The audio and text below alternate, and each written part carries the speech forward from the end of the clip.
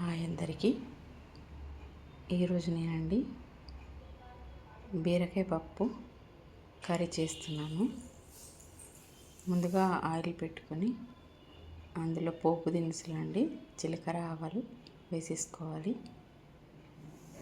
ఇప్పుడు దీనిలోకి మనము పచ్చిమిర్చి ఆనియన్ కట్ చేసి వేసేసుకోవాలి.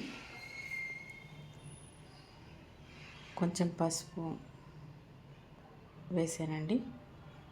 ఇప్పుడు ముందుగా నానబెట్టుకున్న పెసరపప్పుని వేసేయాలి. నేను కొత్తిమీర అండ్ కరివేపాకు వేస్తున్నానండి. వీటిని దీన్ని కలుపుకోవాలి.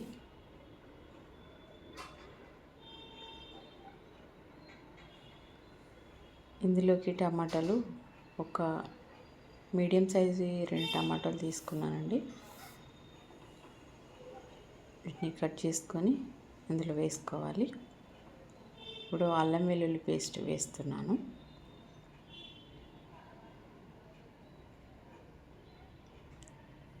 కొద్దిసేపటి తర్వాత టమాటాలు వేయాలండి.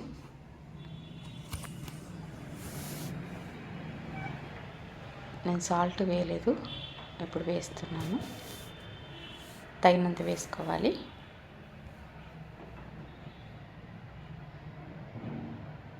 ఇప్పుడు కట్ చేసి పెట్టుకున్న బీరకాయ ముక్కలు కూడా వేయాలండి.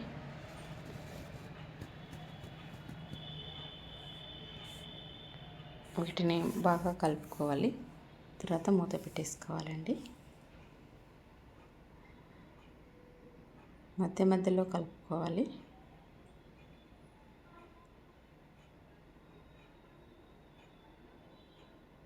నేను వీటిలోకి మా పాప వడియాలు వేయించమన్నదండి, అందుకని ఆయిల్ పెట్టేసుకుంటున్నాను. లంచ్ బాక్స్లోకి పెడుతున్నానండి.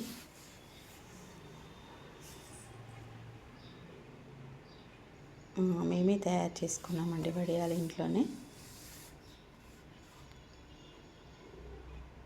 అవి వేయించేస్తున్నానండి. మీరు మా ఛానల్ని ఫస్ట్ టైం చూస్తున్నట్టయితే సబ్స్క్రైబ్ చేసుకోండి, షేర్ అండ్ లైక్ ఇవ్వండి.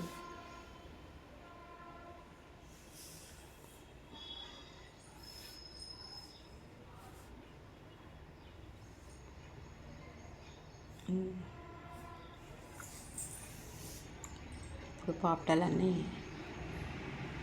వేయించడం అయిపోయిందండి.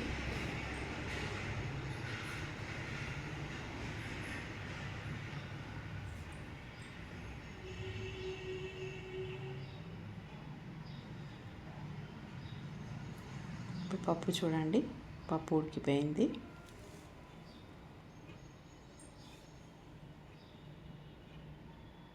చాలా టేస్టీగా ఉంటుంది.